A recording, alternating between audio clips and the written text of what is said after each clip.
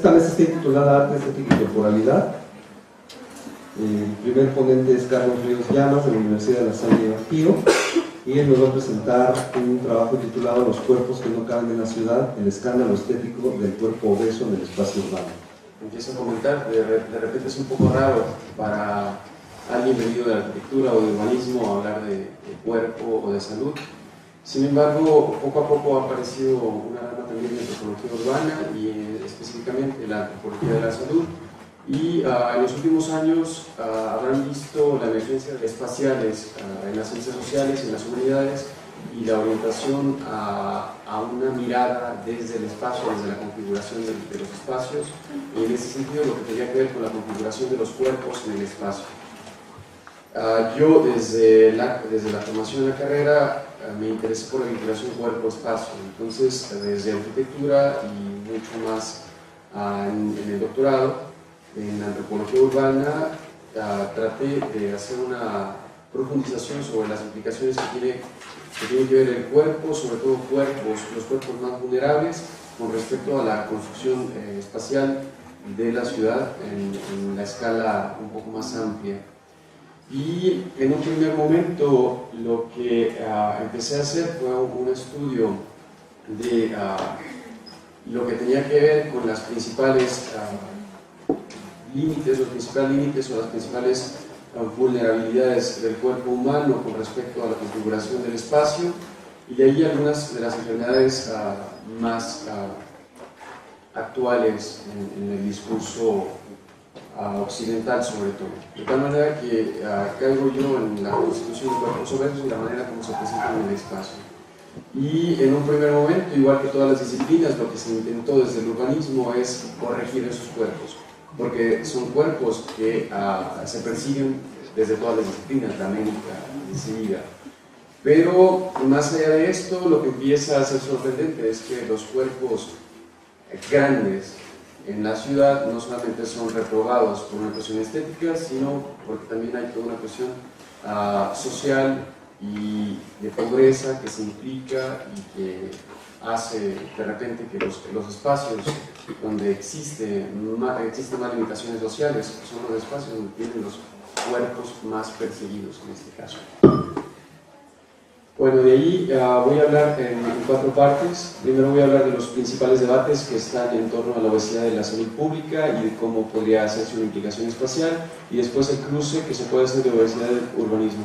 Después hablaré específicamente del trabajo de campo y un estudio comparativo de 3 zonas precarias, una en Estados Unidos, una en Francia, una en México.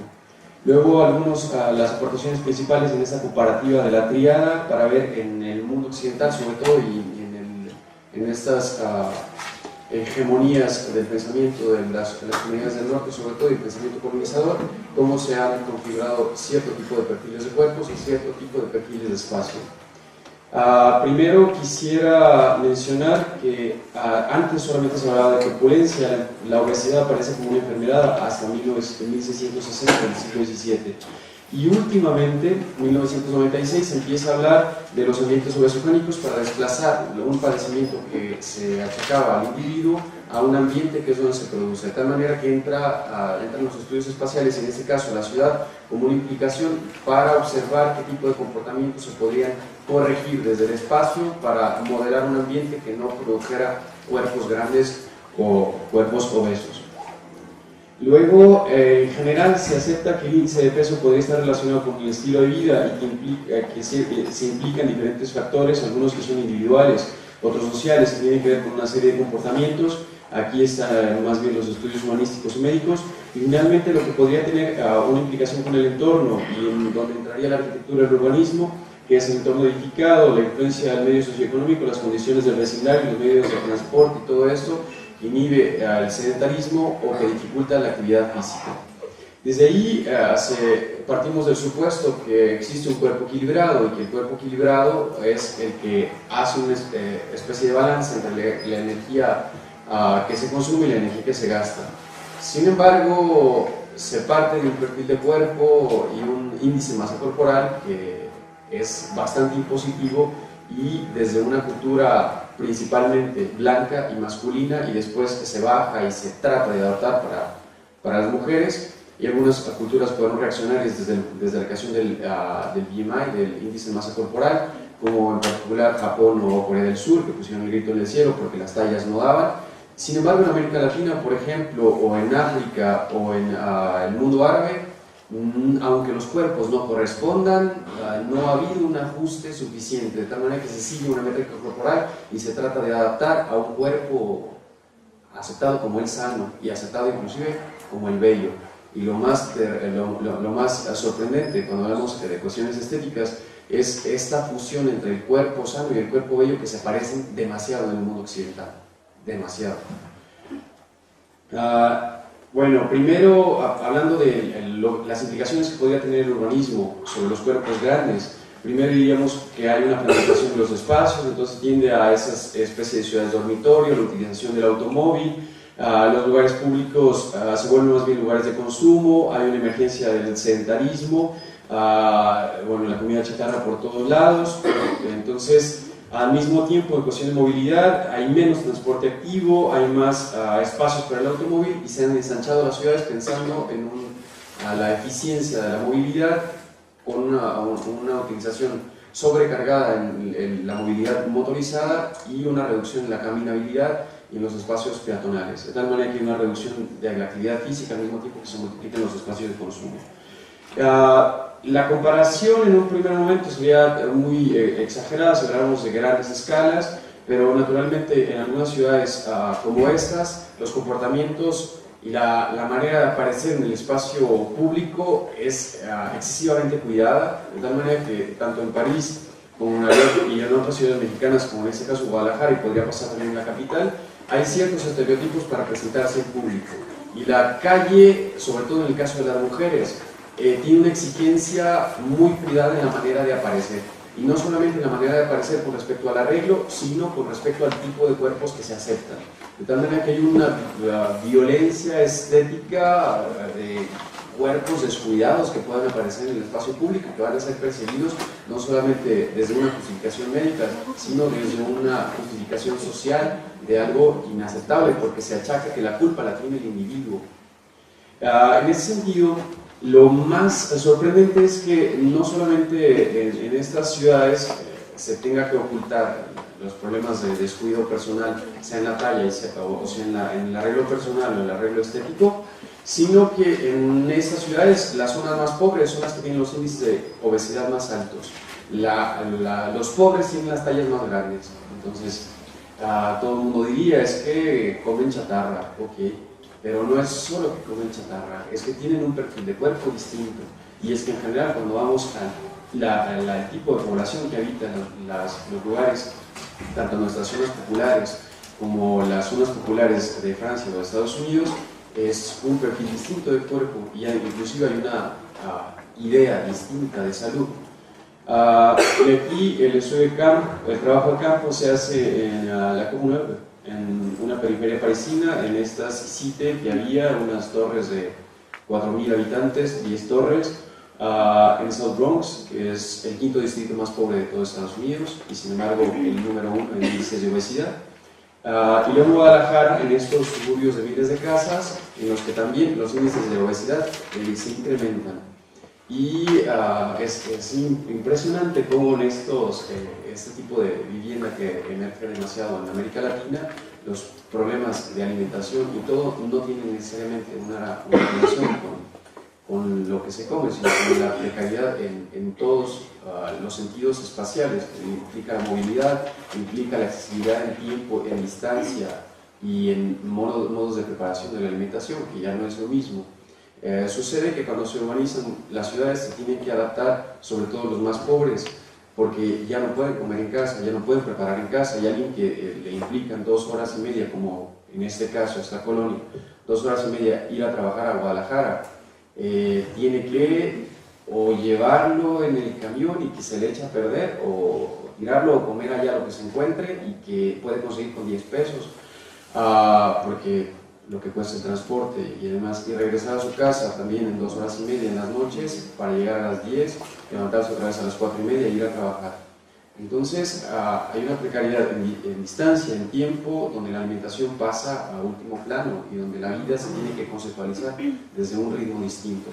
Por lo tanto, yo diría que el principal problema en los tres casos es que se tiene que pensar la vida y el cuerpo con un ritmo distinto y con un manejo del espacio-tiempo que ya no corresponde con una dinámica ordinaria del común de la población, y sin embargo se les pide un perfil del común de la población.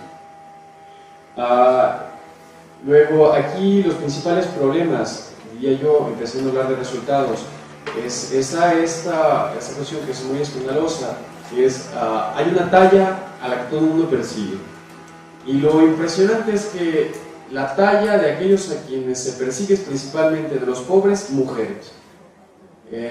Aún entre los pobres varones hay una aceptación de que el cuerpo grande implica fuerza, implica cierta presencia y por lo tanto protección. En el caso de algunas mujeres también, y hay algunas en zonas de precariedad que van a preferir un cuerpo grande, porque una mujer con cuerpo grande es respetable. De hecho, si se hace un análisis de violencia contra las mujeres, verán que a veces una morfología, una constitución de ese tipo también tiene una lectura interesante con respecto a la criminalidad y la violencia de género.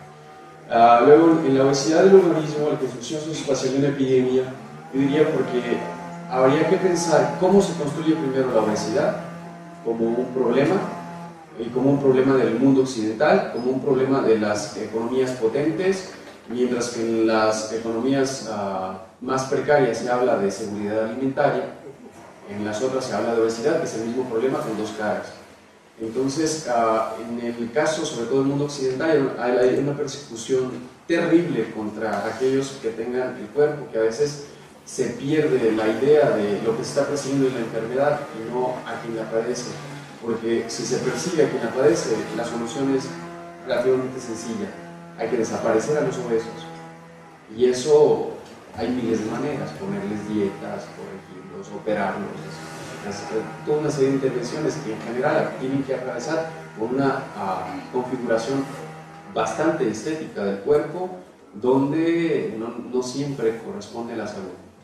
Pongo un ejemplo: en una discusión, una mujer africana, naturalmente de talla grande, de las entrevistadas, mientras yo estoy platicando con ella, está una blanca, francesa, las dos, y le dice la blanca francesa, en la discusión sobre el tipo de cuerpos y esto, hace el comentario y dice: yo siempre le he pedido a mi amiga que me enseñe a mover el cuerpo como ella, porque ella ve en África los ritmos, el baile, todo esto, igual, muy parecido a América Latina.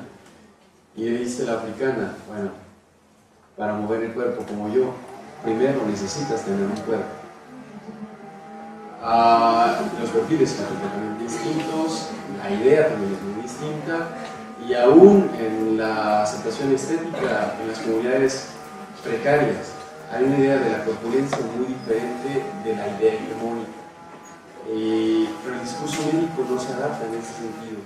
Las prácticas de salud que se tienen no se adaptan, y aunque estas mujeres digan que se sienten en un estado de salud perfecto, más bien no corresponden con los modelos del mundo occidental en el que les tocó habitar, porque no se han configurado o no se han adaptado a ello.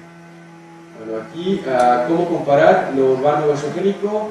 Y hacemos una comparativa en tres partes. En el caso de México, es un resultado sobre todo de políticas económicas urbanas, la configuración espacial y la configuración económica, la poca protección con respecto a ciertos productos que son los que bajan del mercado, lo escandaloso de que frutas y verduras en estos territorios son más caras, mientras que en las zonas con supermercados y demás lo rematan al costo que sea o lo pague quien sea. En el caso de Estados Unidos, las políticas económicas están un poco más disfrazadas, no resueltas. El problema es mucho más biocultural, porque hay una raza, hay un color en el que predomina el problema de la talla grande. Y en el caso de Francia es un asunto sobre todo de exclusión socioespacial, donde se segrega a estos grupos que son los que tienen una determinada morfología y se justifican que tienen una creencia particular, que tienen una manera de hacer las cosas en particular y que hacen comunidades entre ellos. Aquí, pasando ya a los resultados, en el análisis, primero hago un abordaje de cómo se construye la obesidad como problema en los tres territorios. Y bueno, mientras que en Estados Unidos es una cuestión de al mismo tiempo que los más precarios se convierten en los más enfermos, también hay una persecución sobre ciertas minorías. Es interesante en el caso de Nueva York, por ejemplo, que a principios del siglo XX, final del siglo XIX, los más rechazados de toda la comunidad eran los italianos. Y se les estigmatizaba terriblemente por su no adaptación cultural, por la permanencia en la lengua y porque eran comunidades un poco más revoltosas, que tenían sus tiendas, sus changarros, tenían su manera de vivir y a diferencia de los alemanes, inclusive de los irlandeses, se adaptaban con mucho mayor dificultad a la ciudad. Sin embargo, las comunidades negras, una vez que se empiezan a establecer en la ciudad ya con derechos, libertad y todo, empezaron poco a poco, aunque tenían reconocimiento y vivían en los mejores vecindarios en Manhattan, se empiezan poco a poco a excluir. De tal manera que son los grupos blancos los que llegan a posicionarse, mientras que los grupos de color empiezan a ser estigmatizados. Es un caso sorprendente, sobre todo viendo la lógica de la ciudad y viendo los suburbios en los que habitaban estas comunidades. Luego después son precisamente las comunidades de puertorriqueños, afroamericanos o caribeños en general, quienes dicen es que los blancos, los italianos, que vivían con nosotros y que éramos iguales, nos abandonaron. Nos dejaron, se fueron a los suburbios, ellos pudieron comprar y las políticas de compra de vivienda cuando se ofertaron, en realidad hacían una discriminación terrible sobre quién podía recibir un crédito para comprar una vivienda en los suburbios y cómo se quedaron en Harlem o en South Bronx, en particular ciertas comunidades. Se explica también desde las políticas de vivienda, de las políticas urbanas y cómo estos grupos fueron siendo desplazados y confinados a estos territorios. En el caso de Francia también hay una implicación espacial y una configuración de estas minorías que en un primer momento fueron forzadas a convivir con otras comunidades, pero que por la lengua, por la religión, sobre todo en este caso por las tradiciones alimentarias, empiezan a hacer sus propias comunidades y cerrarse un poco. Y sin embargo, es más bien como el discurso de una comunidad igualitaria, de un mundo de derechos y de una república, en este caso, moralmente aceptable, que tiene que ocultar toda la cuestión de desigualdad y lo justifica en las diferencias culturales. En el caso de México, hay más bien una especie de descuido con respecto a las políticas económicas y de vivienda, en el que se deja a los más pobres, inclusive implicada la Infonavit y demás, a que solucionen su vida como puedan y frente al mercado inmobiliario, de manera que terminan no solamente siendo los más precarios, sino habitando en los espacios más precarios y menos tranquilos. Casi para cerrar, en el análisis, en una segunda etapa, que es el antropológico, que vamos un poco más hacia los discursos y la manera de entender la salud y de entender el cuerpo, naturalmente, en estas mujeres no se sienten ni enfermas, ni gordas, ni feas. Hay una apreciación distinta del cuerpo que en estas comunidades vale la pena rescatar. En este caso, hay una comprensión del cuerpo mucho más mágica en el caso de las comunidades que tienen tradición africana, una comprensión del cuerpo y de la salud también mucho más tradicional y cultural en el caso de las culturas caribeñas que están en Estados Unidos, y en el caso de las mexicanas también hay una idea muy moral del cuerpo, por lo tanto muchos, inclusive las mujeres entre ellas mismas, son muy rígidas en esa idea de que una mujer decente es una mujer gorda y un poco descuidada, porque si no es una mujer que va a ser en este tipo de mundos de precariedad y violencia, la van a tratar mal. Entonces, si ella se pone sensual, va a provocar a los hombres, a ella me tiene que respetar. Entonces, si no se arregla, si está gordita, Si está toda fodonga, todo el mundo va a saber que es una señora decente. Y esto lo dice el autor, una trabajadora del DIF de Casetra, enfermo de la disminución. Finalizo con esto, la investigación, sobre todo las aportaciones principales. Yo me quedaría aquí, aunque no cierre con toda la presentación, pero me parece que es una buena manera de redondear. Primero, es necesario identificar que hay fronteras que son no necesariamente espaciales, sino fronteras sociales y que están en el pensamiento, y que tenemos una idea muy clara de ciertos mundos y ciertos territorios que convienen a ciertos perfiles de cuerpos. Hay cuerpos que pueden habitar en Manhattan, hay cuerpos que deben habitar solamente en Bronx, hay cuerpos que pueden presentarse en los centros históricos o en las galerías o en los centros comerciales de high class o top, y hay cuerpos que si se presentan en estos espacios son escandalosos, inclusive se les puede echar a la policía y vienen por ellos. Y luego hay que pensar que no existe un solo tipo de obeso. Existen diferentes perfiles de obesos y sobre todo existe una diferencia radical entre un obeso rico y un obeso pobre. No es lo mismo. No son las mismas condiciones económicas, no son las mismas condiciones de pensamiento del cuerpo y de configuración del cuerpo. Y no es lo mismo un obeso asiático o un obeso africano o un obeso latinoamericano, porque si nos regimos en las mismas medidas estandarizadas, no corresponden, no se puede hacer una superposición de la condición estética a la condición de salud.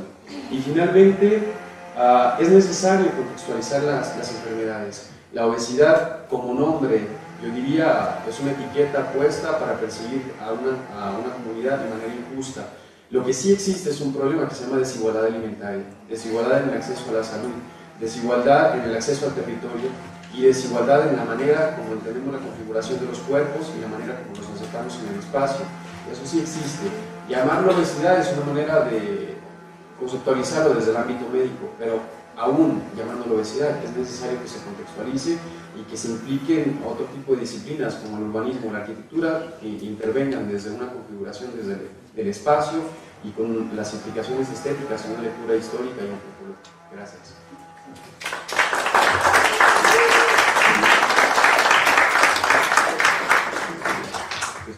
Pues bien, le damos paso a la segunda ponencia, estética, corporeidad y representación de la danza de negritos de Tingambato, Michoacán. Presenta a Miguel Ángel Villa Álvarez, quien viene de la Universidad Michoacana de San Nicolás Hidalgo, y Antonio Salgado Gómez de la Universidad de Guanajuato. Así que, pues bienvenido, Miguel.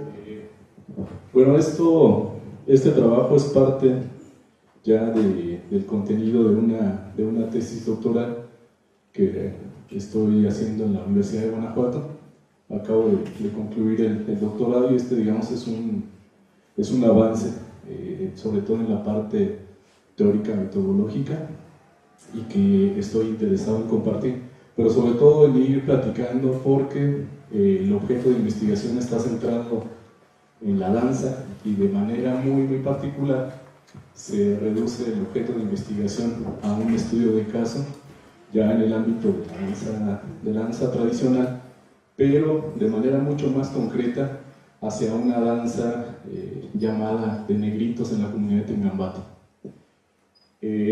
Los sustentos de este trabajo están en tres campos, como lo pueden ver ustedes en estas tres categorías: la estética, la corporeidad y la representación. Y precisamente el interés de estar aquí fue a partir del propio título del congreso, de estas aproximaciones heterodoxas.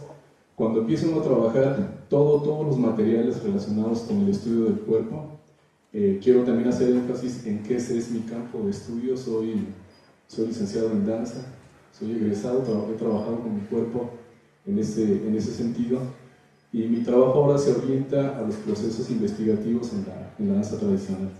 Entonces, en ese apartado he ido teniendo cierta resistencia, ciertos conflictos para poder aplicar modelos de pensamiento occidentales a una cosa que tiene un contexto cultural muy específico, muy propio, y estoy buscando darle los valores propios del entorno y del contexto cultural para enriquecer este tipo de propuestas tanto teóricas como metodológicas.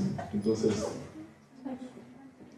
la danza de negritos es parte de un proceso cultural que tiene que ver con un sincretismo, con una hibridación, con elementos propios y también ajenos, porque hablamos de una danza que está ubicada en un momento de carácter religioso, festivo, de ciclo navideño, es decir, el 24 y 25 de diciembre en esta comunidad que está ubicada en la carretera que va de Pátzcuaro a Uruapan, más o menos a la mitad, se encuentra esta comunidad que tiene una reminiscencia de carácter prehispánico.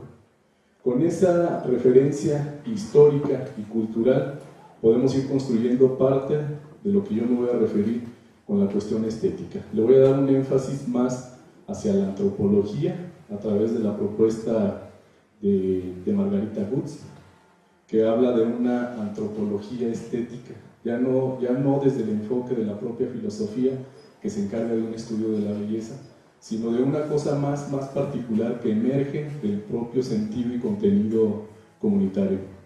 Y con relación a la corporeidad, también quisiera hacer una pequeña distinción entre muchos estudios que hay, mucha bibliografía, trabajos relacionados con la corporalidad, y yo he elegido la corporeidad.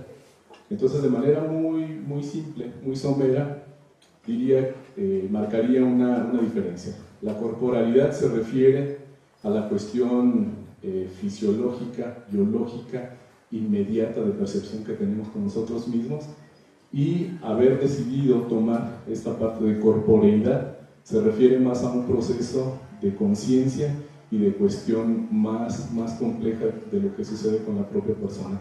Es decir, no solo conocer mi cuerpo en lo biológico, sino en lo social y en lo cultural, por ello la elección de este concepto de corporeidad.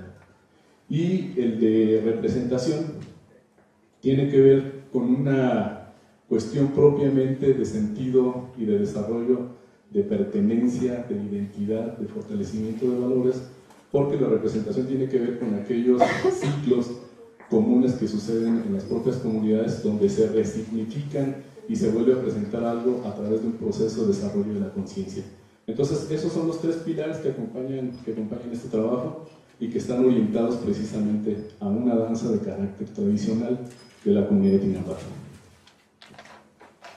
Los enfoques, como decía, son tres, tienen esta búsqueda a través de la antropología, particularmente de la antropología cultural, aspectos de la fenomenología, enfocados a la danza, al cuerpo y a lo que es la representación.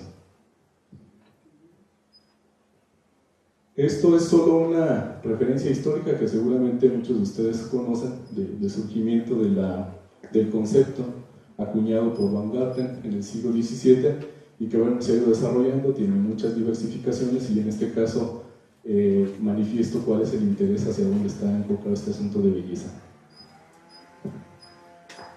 Tomo una referencia de Néstor García Canclini en términos de esta cuestión de los procesos de hibridación, porque encontramos en las comunidades sincretismos muy marcados, pero al mismo tiempo la posibilidad de manifestarse como procesos de alteridad y de resistencia cultural, que precisamente se van dando en contraposición de modelos de imposición o de modelos hegemónicos, tanto teóricos como metodológicos.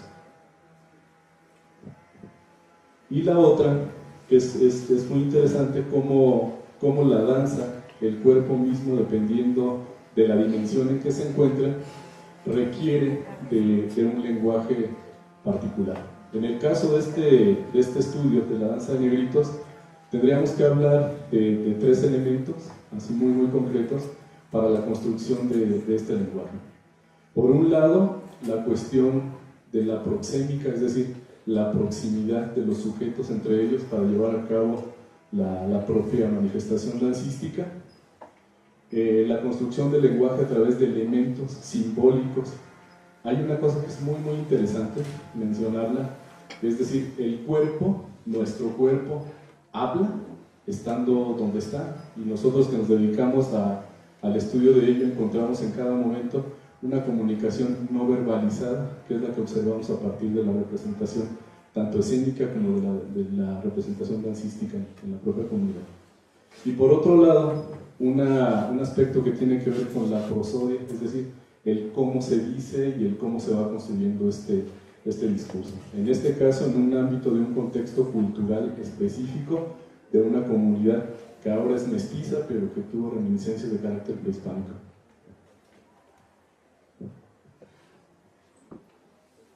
Otro aspecto que también es muy interesante es cómo a partir de la propia visión que tiene el sujeto, el hombre, de los elementos que lo significan o lo representan, se generan procesos de abstracción. En este caso, la representación de la danza tiene a través de un lenguaje particular, un proceso de abstracción, de resignificación y de manifestación que le va dando cohesión, identidad, sentido de pertenencia a través de lo que hace de manera cotidiana. La cosmovisión es una cosa que va determinando esta conducta que nosotros observamos de la corporeidad en los sujetos, es decir, la corporeidad tiene esta connotación de un complexo, de algo complejo, es decir, de todas las acciones que el sujeto realiza o que nosotros realizamos, dependiendo del espacio físico, del entorno, de las condiciones, son los que construyen esa corporeidad y es con la que regularmente vivimos y nos manifestamos a través de ella. Definiciones hay muchas, enfoques también, pero particularmente este asunto de la corporeidad y la representación tiene que ver con esta cuestión de la conciencia y del valor que el quehacer del cuerpo va tomando dependiendo del rol social y cultural que le toca vivir a cada uno de los integrantes de esta danza. Otro elemento que acompaña a estos tres tiene que ver con lo que en algún momento el propio Alberto Dalal señala en estos componentes que tiene la danza. En primer momento, el cuerpo humano, después el asunto del espacio, donde coincidió con el doctor, la importancia, la significación, el valor que cobra el espacio de la representación simbólica. También el movimiento, por supuesto, que es determinante, el significado, la luz, la temporalidad, el ritmo, etc.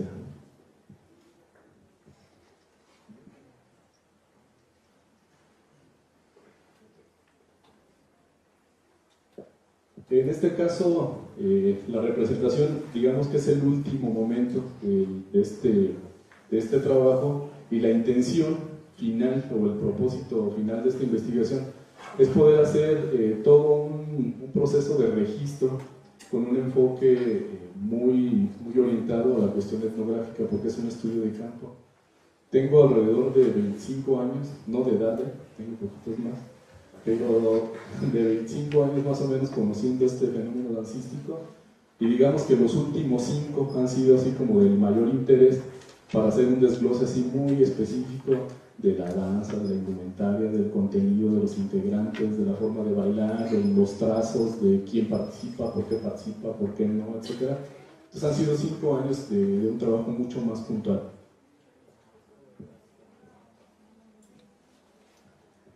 Digamos, este es el antecedente, el contexto físico-geográfico. No sé si algunos de ustedes, ojalá tenga posibilidad de planear vacaciones para aquella zona.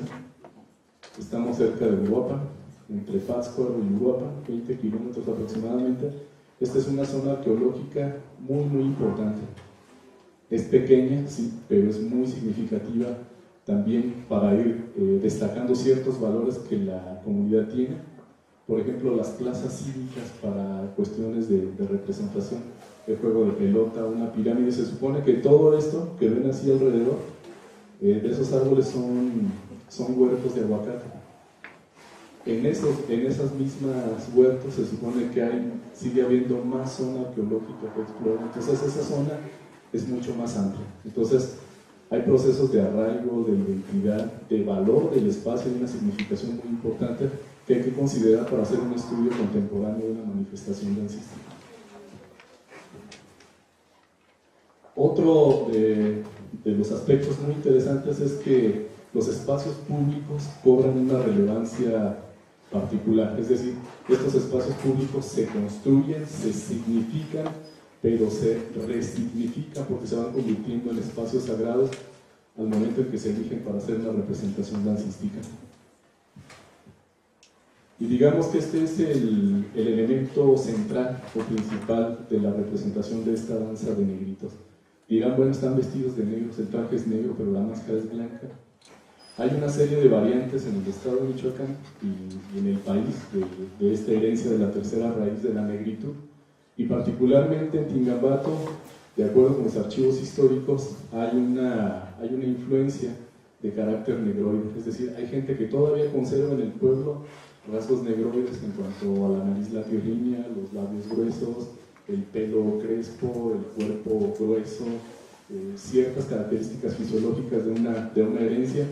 Entonces, una de mis hipótesis o de mis aseveraciones es que en algún momento esta danza tuvo esa máscara negra y que fue cambiando por circunstancias sociales y culturales. Entonces, el niño Dios de Tingambato, el centro de atención para el desarrollo de esta manifestación dancística. Y también otro aspecto que precisamente abona a la cuestión de la estética y la corporeidad es el comportamiento cotidiano que se va generando corporalmente para realizar todas las tareas que están relacionadas con la celebración de esta fiesta del 24 y 25 de diciembre.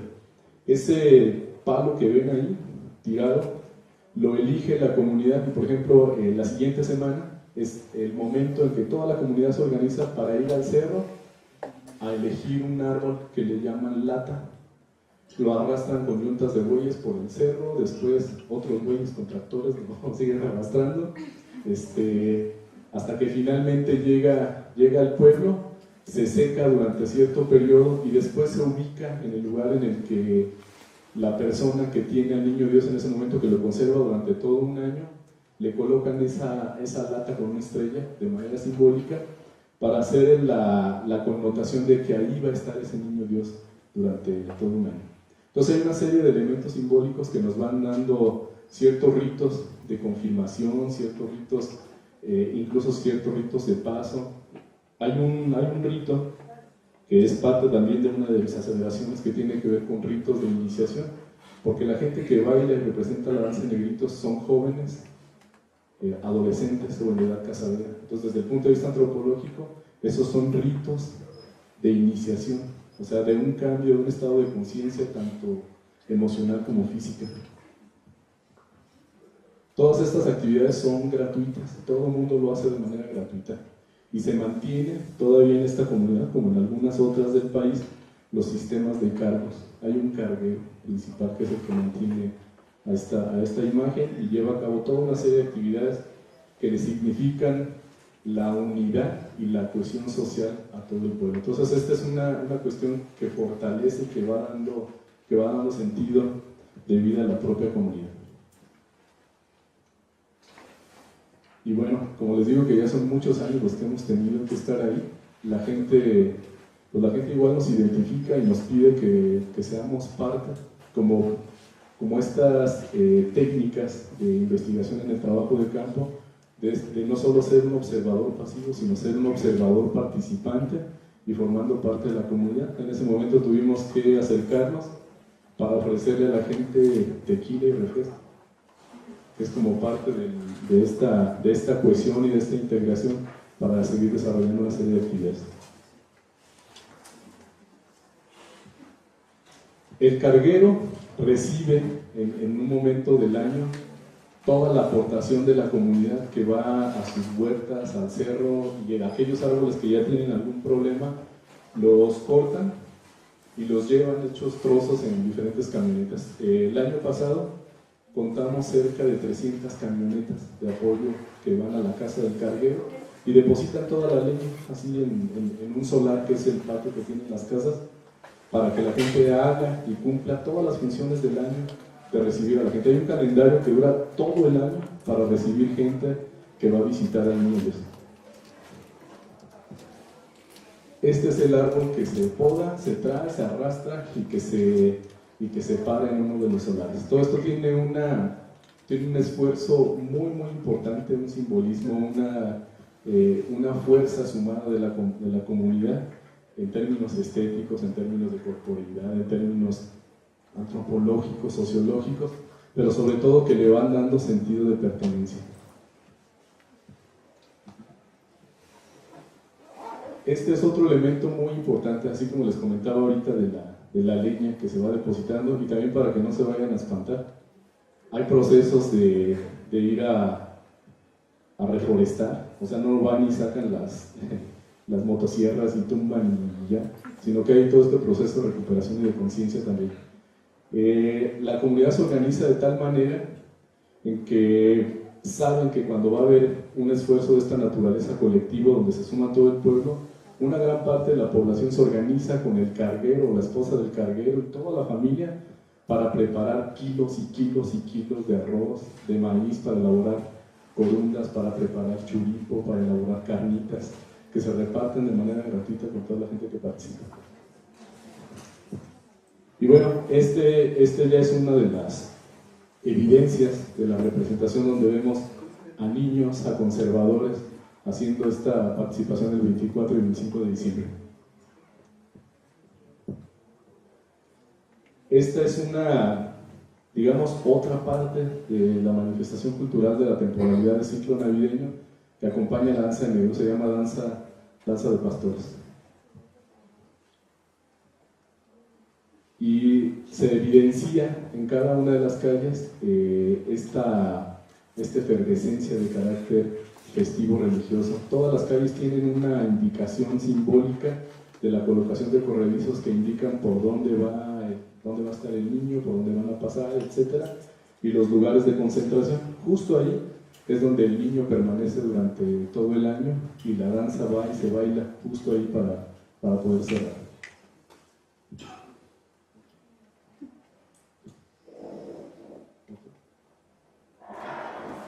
El Niño Dios es partícipe de todas las actividades, desde ir al cerro, desde estar en la representación de la danza, en el día de la misa, en el momento que eligen a quiénes van a ser los danzantes, es un testigo presencial, ¿sí?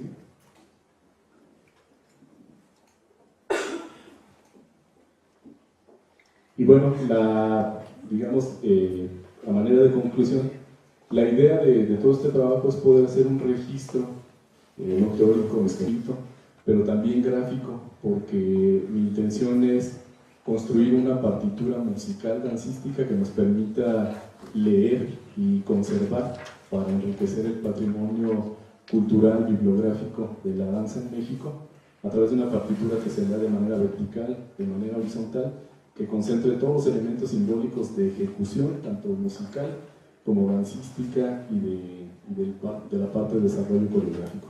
Muchas gracias.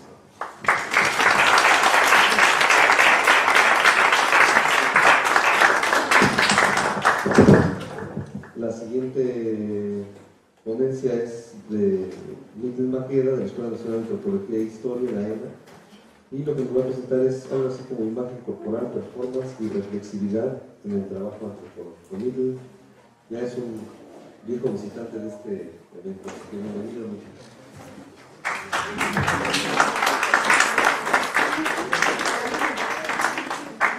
Bueno, muchas gracias. Sí, ya soy digamos, viejo visitante. Yo pensé que estaba muy lejano, ¿no? La FES, pero ya vi que el maestro viene desde Guanajuato, entonces ya no me siento tan mal, ¿no? Bueno, lo que yo les voy a presentar es una idea, ¿no? Que bueno, les iré contando a lo largo de la presentación por qué la elegí, y es sobre el trabajo performativo o autoperformativo, ¿no? Pero hay en un texto, Gómez Peña, Guillermo Gómez Peña, va a decir, ¿qué pasa cuando juntas un cómico con un performancero, ¿no? Y él va a decir, pues un chiste que nadie entiende, ¿no? Entonces, por ahí vamos a iniciar, ¿no? Y quiero empezar con esto porque la ironía, yo trabajo, algunos ya conocen mi trabajo, no hagan ustedes, pero de por allá de la ENA. Yo trabajo con las cuestiones lúdicas, la cuestión como más performativa, los clowns, el arte callejero, ¿no? Y yo a lo largo de todos estos años he encontrado, ¿no? Pues sí, ¿no? Que hay una cierta relación con la ironía como una forma de eliminar cierto dogmatismo o cierto fundamentalismo, ¿no? Sabemos, no la encontramos, pero sabemos que la tesis de Kierkegaard doctoral pues sobre la ironía en Sócrates, ¿no? Y Sócrates pues, siempre era muy irónico, ¿no? Nietzsche va a decir que es el único payaso que se toma en serio, ¿no? Entonces, bueno, sigamos. Performance y reflexividad en el trabajo antropológico, de la representación a la presencia, ¿no? Ahí no me gusta ser como muy quisquilloso, ¿no? Yo prefiero hablar de presencia más que de representación, porque la representación, digamos que en términos coloquiales siempre te lleva a una cuestión de ficción, ¿no? Y siempre he pensado que lo que se genera cuando vemos una puesta en escena es un acontecimiento, ¿no? Y el performance nos va a ir dilucidando esto. Bueno, en este texto trataremos de hablar sobre el problema de la etnografía en el trabajo antropológico. Creo que eso lo sabemos muy bien, estos problemas de la transliteración, los problemas sobre si es un dato mío o es algo que estoy viendo en el otro como una profecía autocumplida, ¿no? Y estas cosas, ¿no? La reflexividad, específicamente una dimensión performativa, es decir, corporal, como un modo de tratamiento epistemológico en la disciplina. Entonces proponemos, ¿no?, para esto 4 horizontes, ¿no?, y uno quinto, pero eso ya lo dejaremos a consideración si es que hay tiempo. La etnografía en el trabajo antropológico, el arte de la antropología, la reflexividad, la investigación performativa y la vigilancia epistemológica o psicodinámica, ¿no?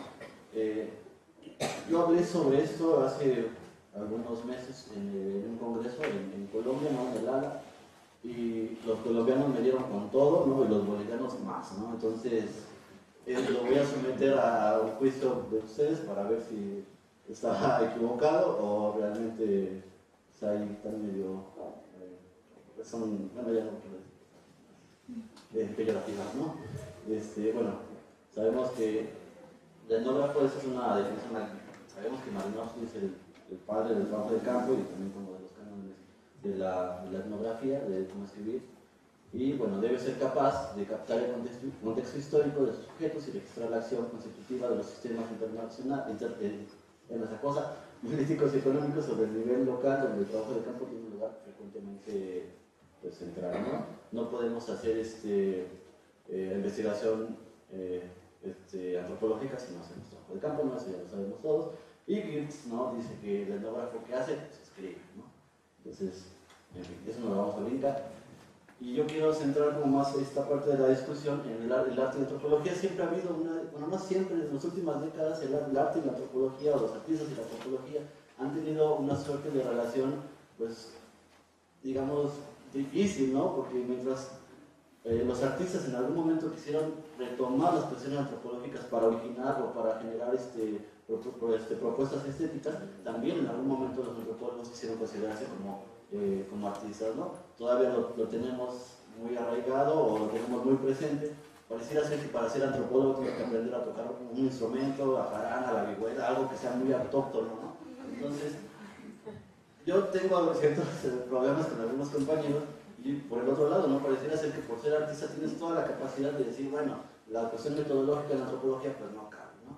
Y eso me da a raíz de esta plática que tuve con este chico boliviano, y él me decía, bueno, pero ¿por qué yo no puedo hacer prácticamente 6 tesis y hacer como una ramificación? Digo, pues es que hasta la abducción te puede generar ansiedad, ¿no? O sea, eso lo vamos a ir viendo. O sea, necesitamos un enfoque, un encuadre para poder hablar de investigación performativa, si no puedo hacer performance, ¿no?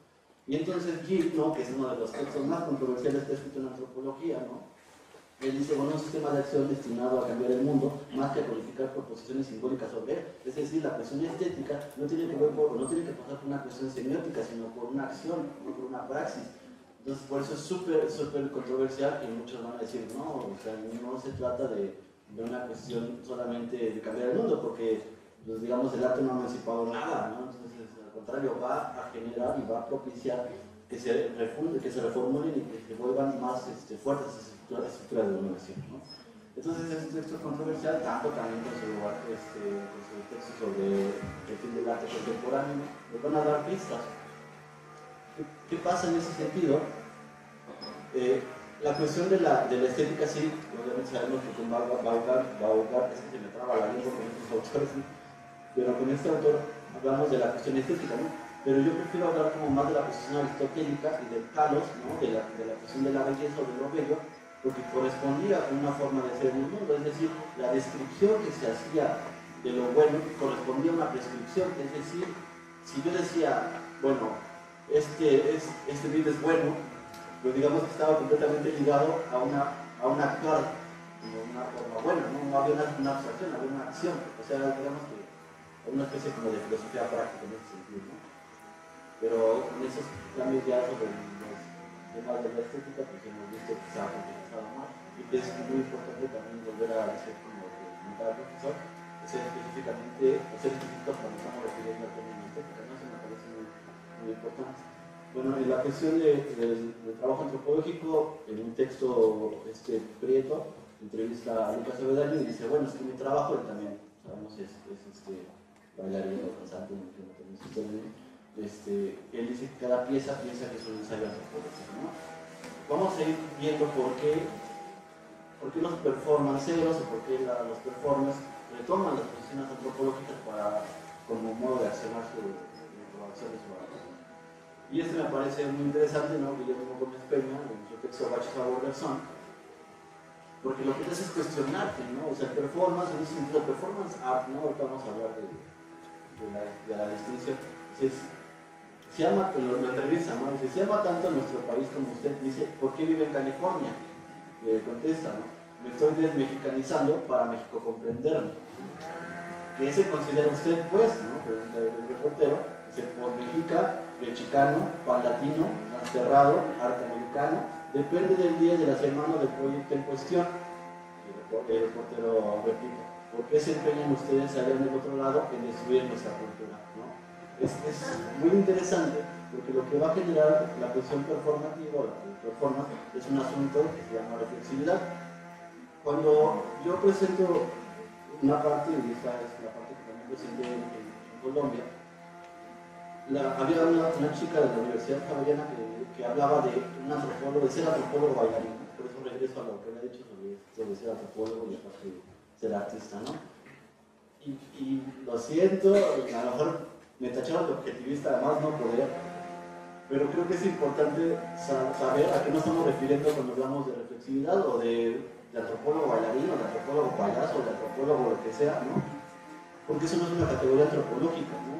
O sea, a lo mejor sí me veo muy positivista, pero yo nunca he visto un concepto, le decía a la chica, que diga antropólogo bailarín, antropólogo payaso o antropólogo artista, ¿no? O sea, no hay una categoría antropológica que se ha trabajado de una manera profunda en que podamos decir, sí, vamos a trabajar con una categoría.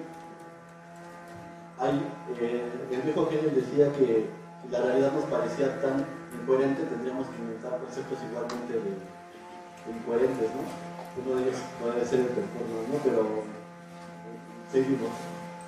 Para Google es la capacidad de los individuos de llevar a cabo su comportamiento según expectativas, motivos, propósitos, historias como sujetos de acción.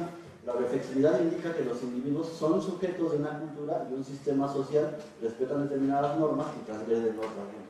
¿Qué dice? La cuestión de la reflexividad es que tú te puedes convertir en un símbolo o en un signo que puede ser interpretado, digamos, de una forma propia. O sea, en su semántica base, el sujeto se vuelve un signo que puede ser leído por sí mismo, ¿no? Entonces esa es la importancia de la reflexividad, y vamos a llegar a la cuestión de la performance, que representa los famosos estudiosos de performance en México, ¿no? Algunos de ellos han sido nuestros profesores. Ann Gorren, Adriana Guzmán, Prieto, Vargas Cepina, Rodrigo Díaz, ¿no? Y seguramente ya los conocen. Y entonces Rodrigo va a definir al performance como un concepto deslizante, como un efecto de presencia, Ann Gorren como un concepto deslizante, Prieto como una esponja mutante, y como una colección de presencia. Y estas ideas están retomadas prácticamente del texto de Conquerwood, ¿no? De carnavales caravanas y carnavales, ¿no? En donde dice que prácticamente el concepto de performance o el término performance va a emerger de los intersticios, de las zonas de ruptura, ¿no? Y Robinson va a decir que prácticamente retomando los postulados de Bataille y de Deleuze, ¿no? Va a decir que si tú agarras una parte de performance, es decir, tú dices arte, el performance lo que va a hacer es ramificarte a diferentes campos semánticos y a diferentes campos de acción, ¿no? Pero la crítica que se le hace, la gran crítica que se le hace es que prácticamente puede ser un eclecticismo, ¿no? O sea, llevarte a tal grado de actitud que prácticamente estarías no diciendo nada, ¿no? Y entonces yo me quedo más con la de Rodrigo Díaz, ¿no? Digamos, para esta propuesta. Porque lo que va a pasar es que ya no hay una representación, ya no se representa a la realidad o al otro. Esta idea de mímesis platónica o aristotélica, ¿no? Que bien sabemos, o se representaba la realidad o se imitaba de una manera muy mala la realidad. Platón en su texto sobre, déjenme recuerdo, la República, ¿no? La República, en el libro tercero de la República, Platón va a decir eso, ¿no? Que la mímesis o que el asunto de la representación es una mala imitación de la realidad, y por eso los poetas tendrían que ser ya desechados. Y Aristóteles va a decir que tiene que ver con la intimidad de la física, ¿no? Que es la naturaleza.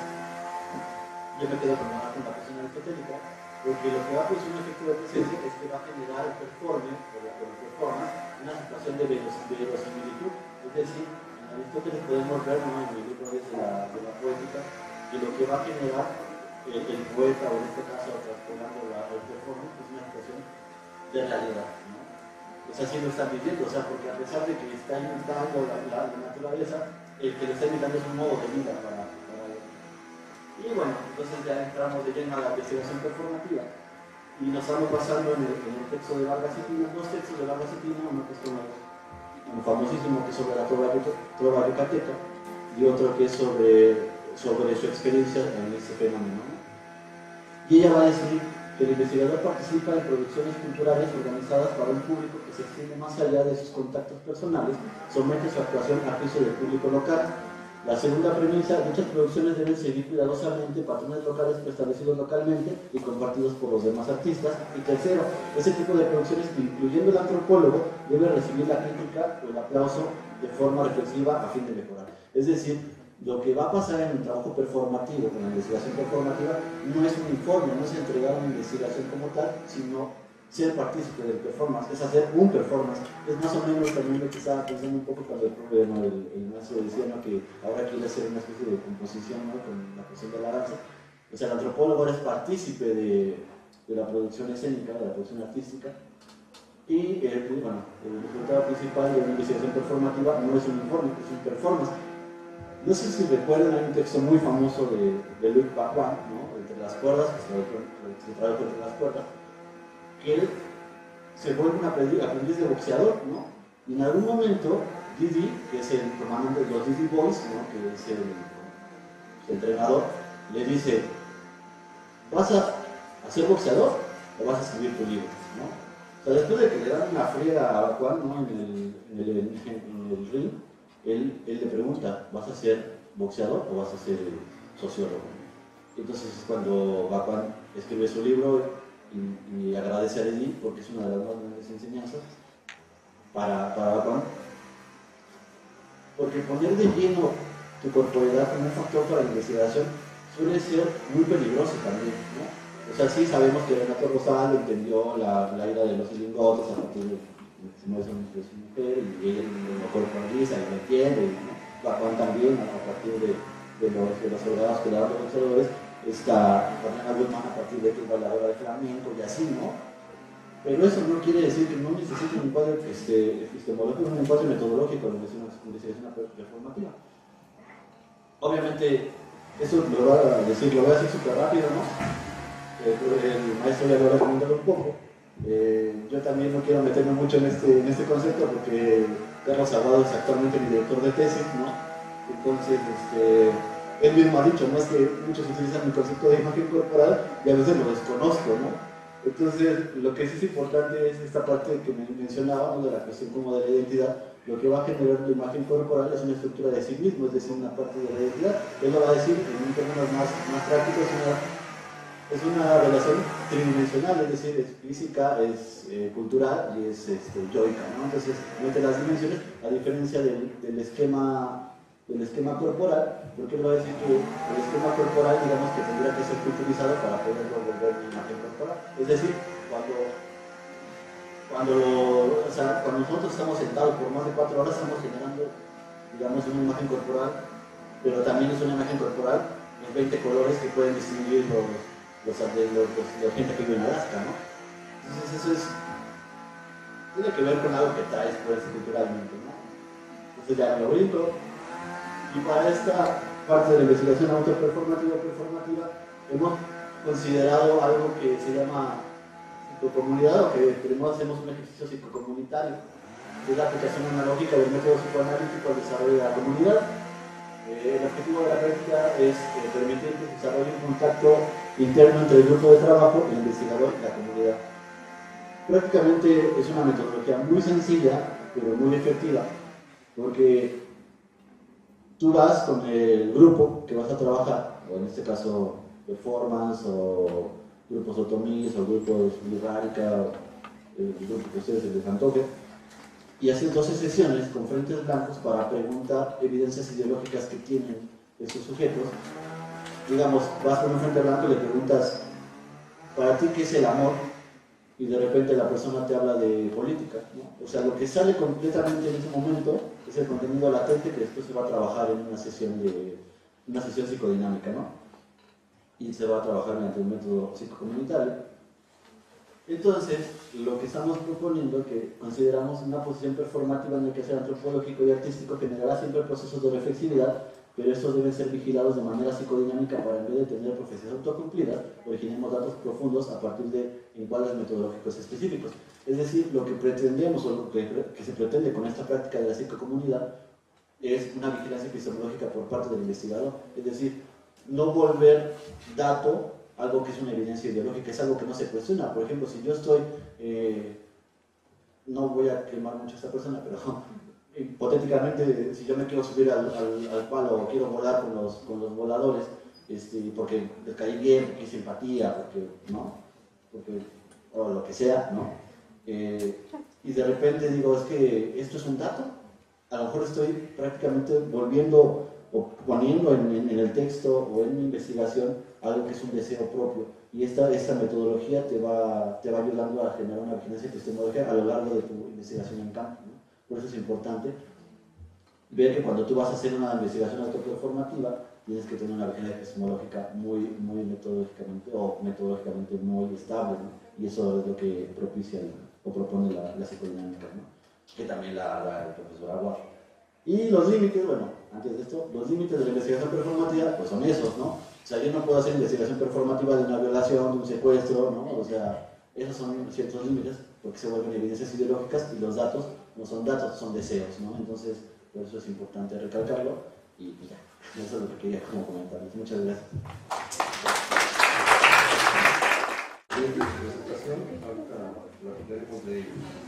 Y bueno, pasamos a la última presentación de esta mesa, quien la va a realizar David Fernando Saucedo.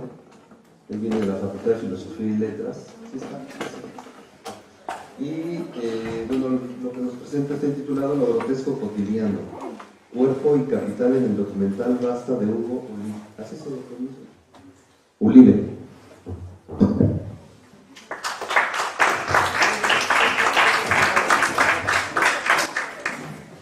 Muchas gracias, buenos días.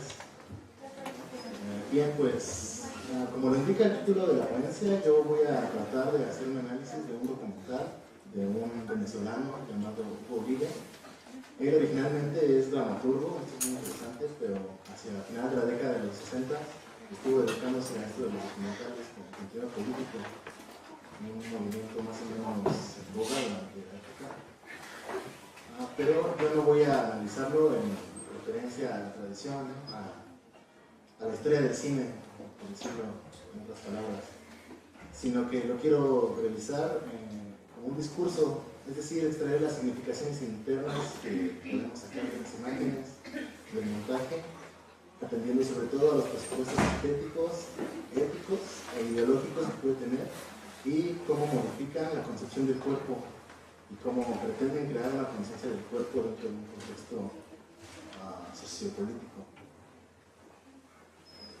Bien, como lo quiero analizar desde la categoría de discurso, esto es desde la semiótica, lo primero que quiero plantear es cómo reconocemos, cómo le damos significado a lo que vemos en una película, en un documental.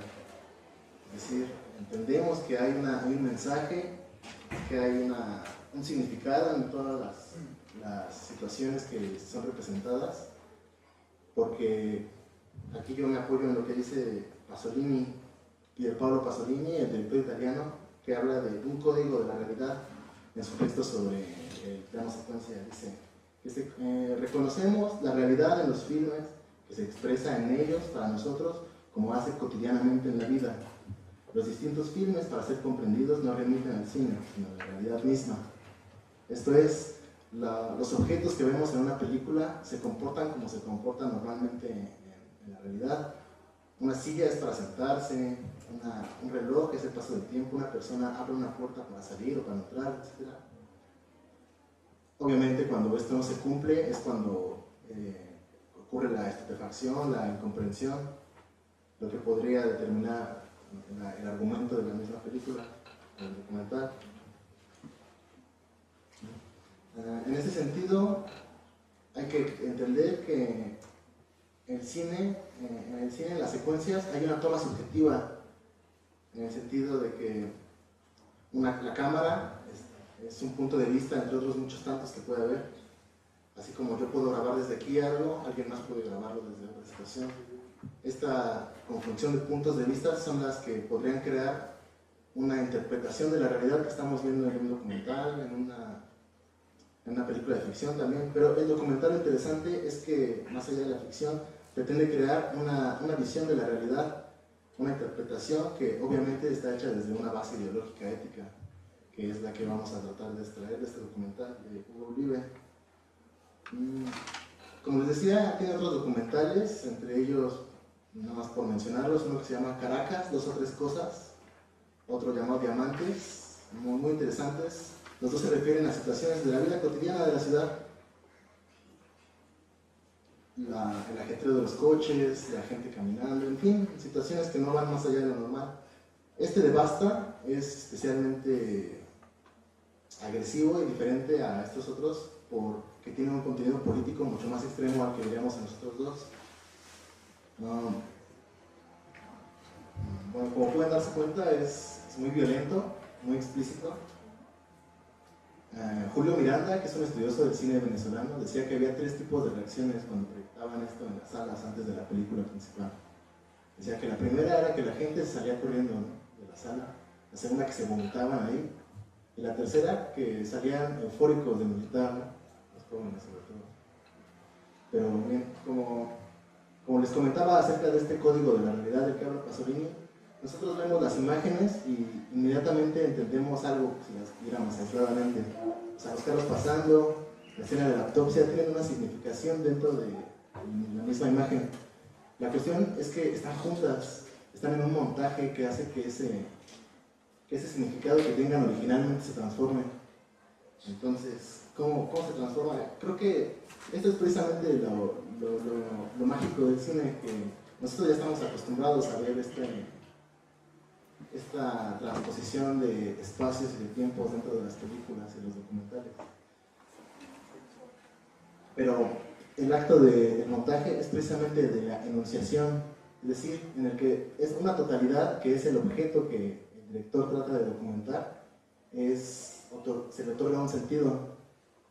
Entonces, el mismo Pasolini, en el texto sobre el plano secuencia, hace una analogía muy bonita sobre el montaje con la vida. Dice: es absolutamente necesario morir, porque mientras estamos vivos carecemos de sentido y el lenguaje de nuestra vida es intraducible. Un caso de posibilidades, una búsqueda de relaciones y de significados en solución de continuidad. La muerte realiza un rapidísimo montaje de nuestra vida, o sea, selecciona sus momentos verdaderamente significativos, inmodificables ya por otros posibles momentos contrarios o incoherentes, y los ordena sucesivamente, haciendo de nuestro presente infinito, inestable e incierto y por lo tanto lingüísticamente no descriptible, un pasado claro, estable, cierto y por lo tanto lingüísticamente bien descriptible. El montaje realiza sobre el material del filme lo que la muerte realiza sobre la vida. Incluso en una parte también dice que si organizáramos todas las imágenes de nuestra vida en un filme sería algo muy aburrido, ¿no? Tendríamos que seleccionar aquellos más significativos para darle un sentido. Pero bien, ya para dar una interpretación general de lo que vemos aquí, es que está catalogando Hugo Oliva en este documental a la realidad de América Latina, en específico la que vemos en las ciudades, como algo grotesco, como una fuerza que está operando sobre el cuerpo a través sea de este movimiento de los autos, que es muy interesante, que las marcas que menciona son las de Pepsi, Coca-Cola, Chevrolet, que se refieren a la nutrición, a la alimentación y a la movilidad, a los automóviles, que es una constante ahí. ¿Qué es lo que hace esto? ¿Cómo operan sobre nosotros, sobre nuestros cuerpos, estas fuerzas? Pues ahí es también lo valioso del documental, que más que ser panfletario, está metaforizando esta acción, este poder, llevándolo hasta lo grotesco, como si fuera el cuerpo, este desmembramiento, el descerebramiento, incluso la enajenación mental de los locos, el producto de este dominio capitalista en América Latina. Es obviamente una crítica que, más allá de nuestra postura política o ideológica, nos arroja a nosotros a pensar entonces cómo podemos entonces emitir discursos que promuevan la conciencia sobre el cuerpo. Este es un gran ejemplo, muy violento me parece, pero que proporciona muchas herramientas. Lo que podríamos criticar es que usa la violencia contra la violencia, porque como vemos aparecen las escenas de la guerrilla, que también sería como una acción en la que el cuerpo se levanta para tratar de liberarse de esas ataduras, pero que finalmente cae dentro de la misma violencia. El mismo Hugo Oliva decía que hizo ese documental cuando todavía creía en la guerrilla, o sea que después finalmente llegó el desencanto. Pero pues sí, para concluir, creo que eso es lo importante, que necesitamos crear discursos que creen conciencia sobre el cuerpo, porque esa es la única forma en la que podemos llegar a una liberación, aunque sea paulatina, de lo más cotidiano. Muchas gracias.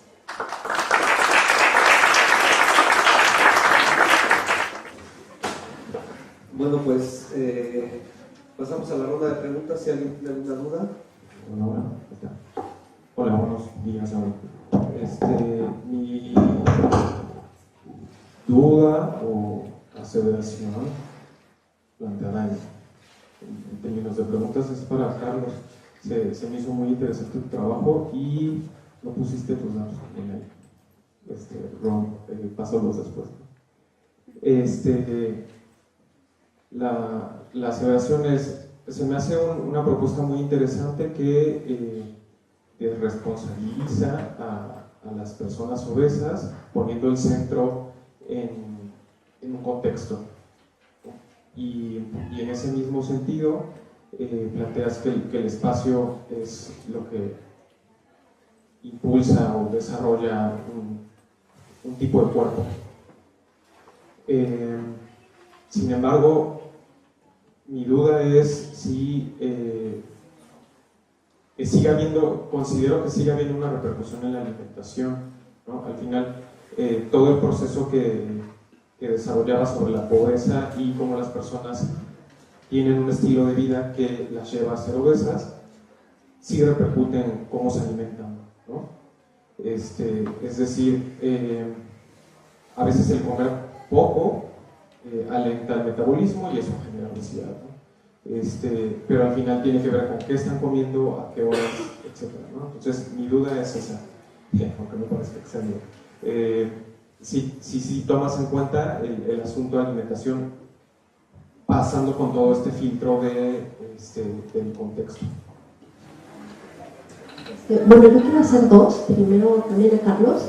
Me parece muy interesante, digamos, como todo este análisis que haces entre la obesidad, como toda la manera en la que también se describe y se construye el discurso sobre la obesidad y la cuestión del urbanismo.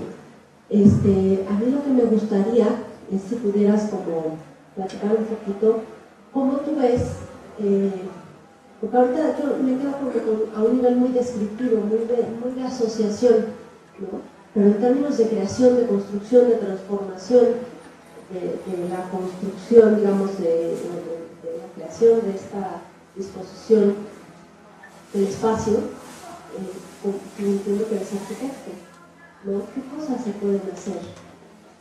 Más allá de la mera descripción del fenómeno. Y a Miguel, hay una cosa que me llama mucho la atención de la danza. A mí me ha tocado alguna vez estar en Tungambato allí viendo ciertas partes de ese proceso. Y me llama muchísimo la atención esta cuestión del árbol, con la importancia que tiene, cómo ponen el árbol, todo esto, y la asociación tanto con el niño como con el establecimiento de un espacio sagrado, que es un espacio móvil además, y la reflexión que tú haces sobre la negritud, porque esta idea del axis mundi es una idea que, bueno, si bien está presente en muchas culturas, no sé hasta qué punto también eso tiene que ver con esa influencia de la negritud, porque es algo muy... no sé. A mí me hace pensar que tiene ese antecedente, digamos esa relación con esa parte de la danza, con el establecimiento de un espacio sagrado a través del establecimiento de ese axis mundi, ¿no? Pues, en muchas culturas el lugar por donde bajan y suben los espíritus, y pues, tiene como muchos sentidos, y que dentro de las culturas africanas que llegaron a México también está presente, ¿no? Se puede ver en otros contextos, en otros pueblos donde también hubo presencia muy fuerte africana, ¿no? Prácticas similares.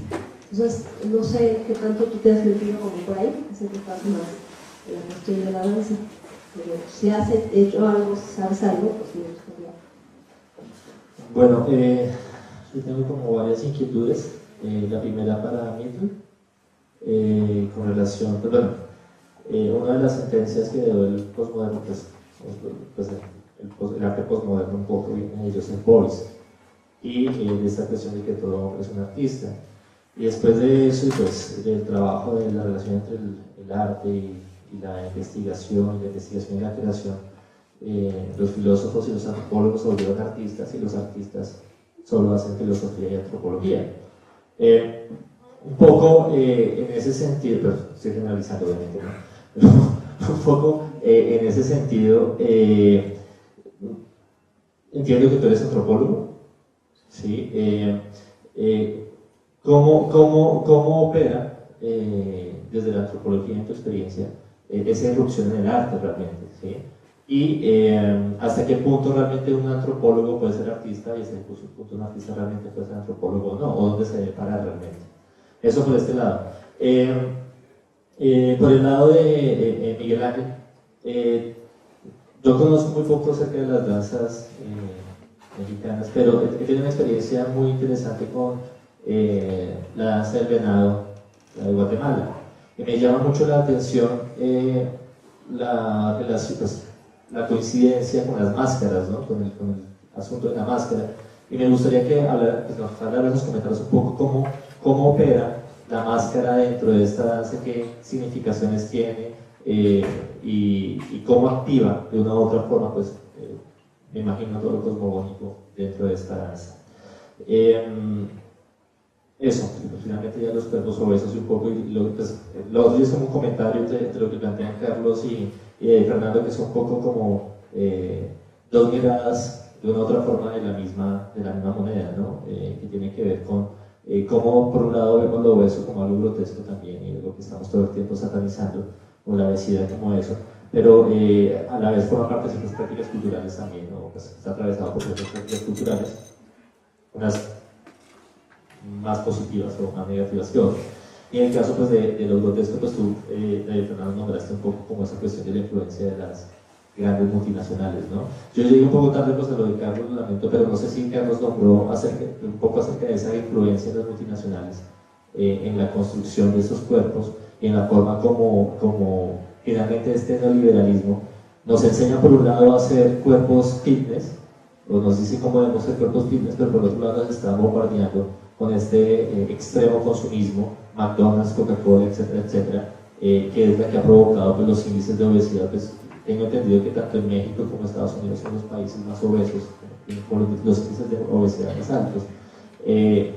Pues no sé si puedes contar también por ese lado un poco.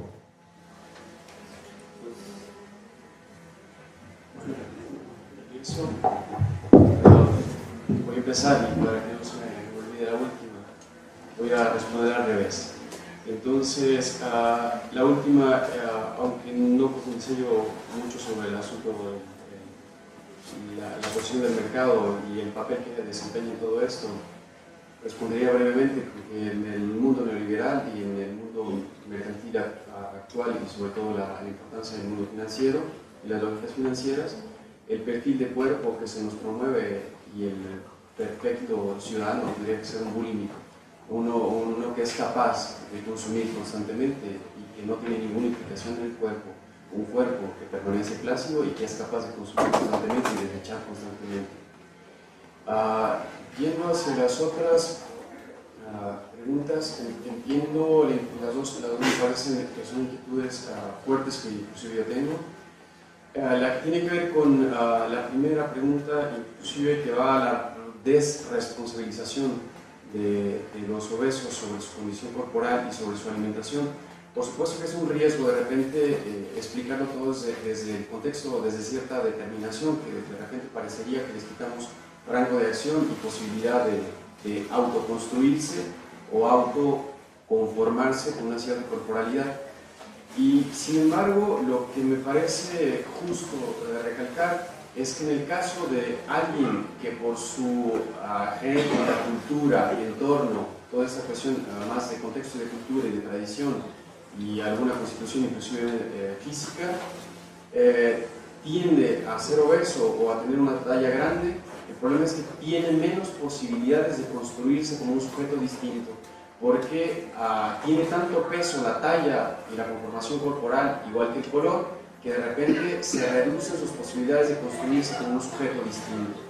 Y creo yo que en ese sentido sí hay que decir que tiene siempre un rasgo de libertad para construirse y autodeterminarse, y sin embargo, en ese contexto tan restrictivo, se agotan sus posibilidades y se tiene que construir como un sujeto obeso, y las posibilidades que le da construirse como un sujeto obeso y de repente tratar de justificar con algunas alternativas.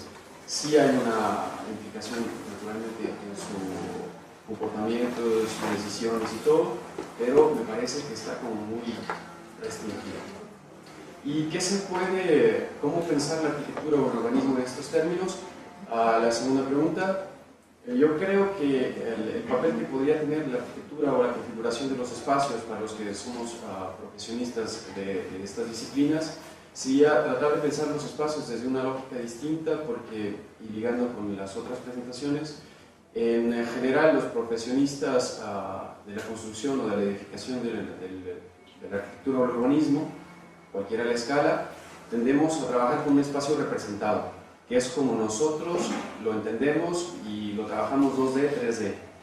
Pero pocas veces pensamos de manera antropológica en el espacio vivido, el espacio como realmente se entiende en la vida cotidiana y como realmente se simboliza y se construye a partir de la manera como se habita, a partir de los recorridos, los tránsitos y a partir de otro tipo de lógicas que no necesariamente pasan por planos, sino que pasan por la manera como una ama de casa configura finalmente su espacio, como la manera como la gente finalmente se apropia de un jardín, de una calle, de una plaza, y que eso tiende a darle un carácter distinto a la espacialidad y a rescatar ciertas prácticas, sobre todo las prácticas que tienen que ver con la actividad física, porque aunque los parques lineales se ponen en moda, la gente no se los apropia porque tienen que ver más bien con la moda de la representación del espacio y menos con el espacio vivido como lo entiende la población.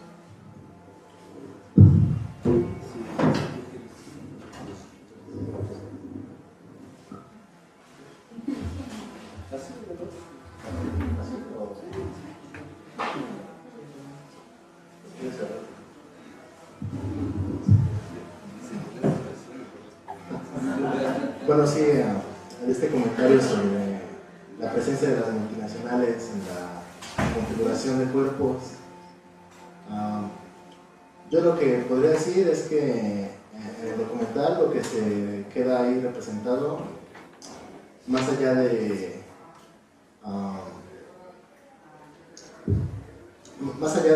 problema que implicaría la obesidad, como es el caso del tema de Carlos, yo diría que ahí la cuestión es más metafórica, porque el dominio sobre el cuerpo se manifiesta sí desde el consumo, pero también desde la enajenación, desde la deformidad.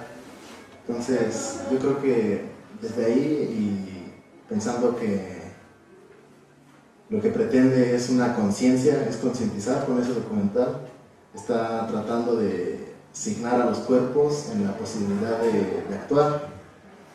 En ese sentido, ya los problemas de salud o de movilidad, que son los que yo identifico principalmente aquí, finalmente encontrarían una respuesta categórica en la conciencia del cuerpo, en la posibilidad de consumir menos, por ejemplo, o de caminar y no usar tanto el automóvil, no depender tanto de lo que nos dan las empresas. Creo que eso es a lo que apunta el documental y que estaría en relación con lo que Carlos ha presentado. Y pues sí, creo que eso es lo que podría comentar al respecto. Bueno, yo de bote pronto, así lo que comentas, hay bueno, yo también es que nunca me he posicionado en esa parte, pero también he hecho arte callejero, ¿no? También he hecho clown, también toco instrumentos, todo eso, ¿no? Pero no me considero un antropólogo artista, pues, ¿no? Desde lo personal, ¿no? O sea, trato de hacer una distinción cuando voy a hacer una investigación antropológica con un padre metodológico. Es decir, mientras las discusiones postmodernas, ¿no? Con Danto, con Heinrich, ¿no? Y con esta famosa que ahorita se ha viralizado, ¿no? Con Lesper, ¿no? Yo siempre he criticado esta idea, ¿no? De que Lesper critica el performance desde su propia performatividad, ¿no? Y siempre he dicho, ya que le pasa en el texto de Judith Butler, ¿no? Cuando habla de la crítica, bueno, cuando ella critica al performance, ¿no? Eso es como de pronto lo que se ve. Pero cuando hablas de Joseph, ¿no? También hay otro que es Lothar Baumgarten, es que esos nombres, no Alexander, sino Lothar, o Lothar. Él o sea, hay una foto así, no la traigo, pero súper linda, cuando hace unas esculturas con los Yanomami, se va con los Yanomami, y se va 2 años con los Yanomami, y prácticamente su producción artística es donde te pones a pensar, ¿es antropología o es arte? ¿No? Es una producción artística. Y entonces lo que podríamos comentar en ese sentido es que la antropología, ¿no? Tiene una cosa que se llama, como todas las disciplinas científicas, ¿no? O sociales, tiene una cosa que se llama la noción de prueba. Recordemos que Platón es el único en el Teteto y en otros escritos, él dice que el conocimiento es esa creencia que es justificada, y la cuestión de la justificación lleva a la noción de prueba. Es decir, cuando tú haces una investigación, ya sea de arte, ya sea de cualquier otro asunto, por esa parte de tus preguntas, tus hipótesis y al final tus conclusiones, ¿no? Hay una metodología y un encuadre metodológico específico que prácticamente yo no lo he visto en el artista, porque entonces estarías haciendo una especie de mezcolanza entre la antropología y el arte, ¿no? Por eso siempre es tan difícil hablar sobre arte y antropología, ¿no? Rodrigo y Alan Warren y otros profesores nos han dicho eso, ¿no? Que todavía no hay puentes sólidos que realmente conecten, o están apelando los artistas con los antropólogos, con los filósofos, o los estamos retomando para justificar sus creaciones estéticas, ¿no? Entonces, ese es un reto, ¿no? Y yo creo que pues, hay que aventarse, ¿no? Todavía hay que seguir en esto. Y obviamente la distinción, pues, yo la baso en aspectos ideológicos, ¿no? Una distinción, yo me distingo en torno a clase, en torno a, ¿no? O sea, mi cuestión de, como dice Tomás Egea, en mi producción de circulación, consumo y producción, circulación y consumo. O sea, es decir, lo que va a pasar con el artista no va a ser una cuestión en pro de su producción escénica o artística, sino en función de un valvador. Es decir, para que el arte sea arte, o para que un artista diga esto es arte, ya ni siquiera tiene que decirlo él, tiene que estar clasificado mediante a quien lo evalúa, ¿no? Entonces, mediante una convención, dice Becker, ¿no? En otro texto que pues igual podemos seguir choreando, pero esa es más o menos la distinción. Creo que tiene que ver con una decisión también de posición ideológica en torno al fenómeno del arte, ¿no? Y ahí es donde tenemos que entrar, pero eso es lo que me viene de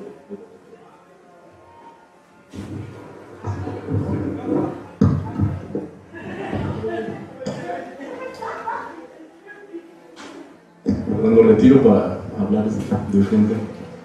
Con relación a la pregunta de la doctora Alejandra, quiero decir que de manera implícita no está desarrollada esta parte de la relación africana, digamos.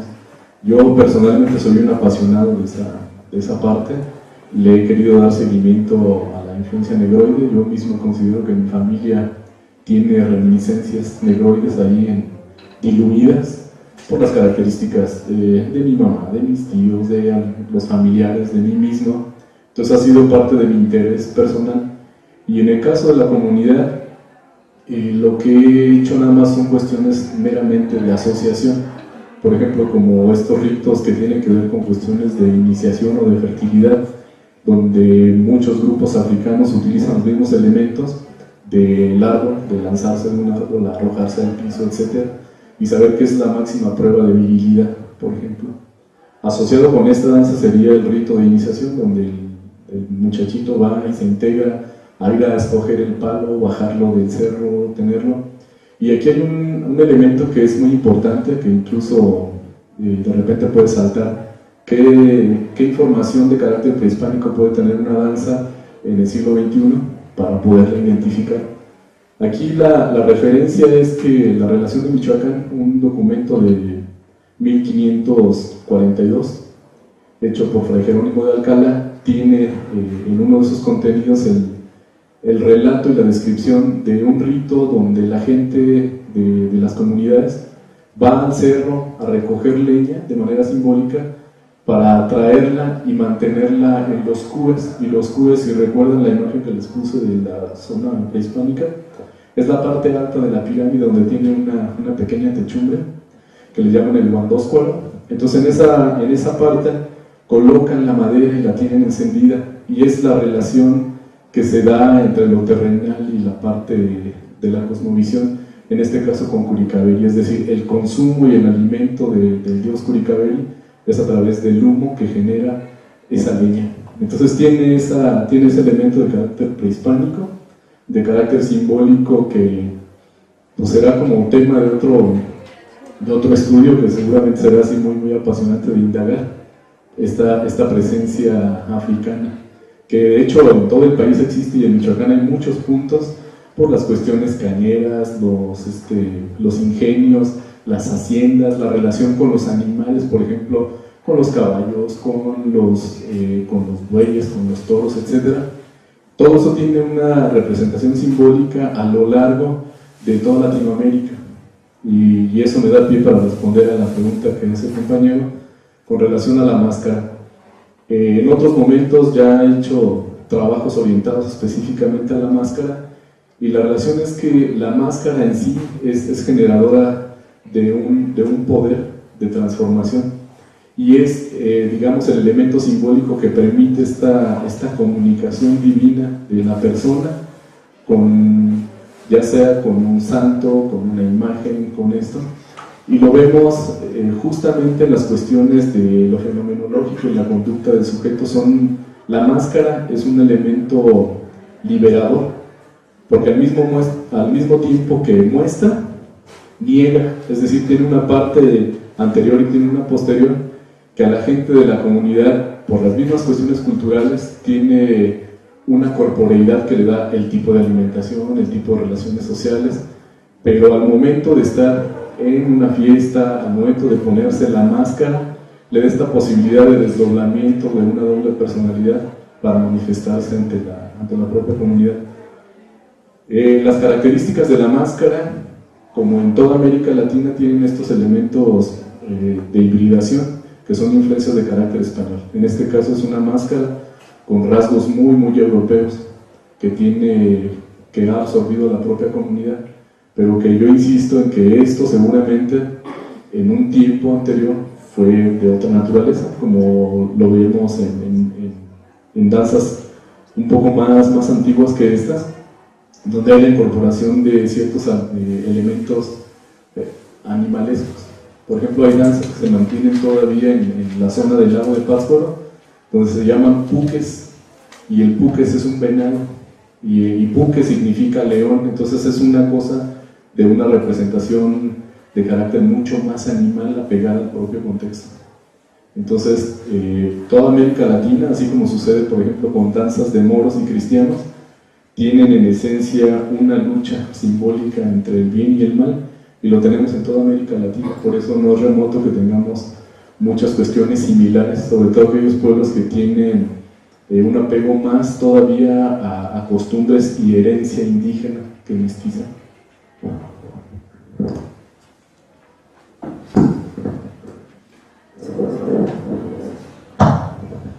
Bueno, pues les agradecemos a los ponentes la presentación de sus trabajos verdaderamente interesantes. Pues vamos a darles un aplauso y continuamos con la siguiente mesa. Gracias.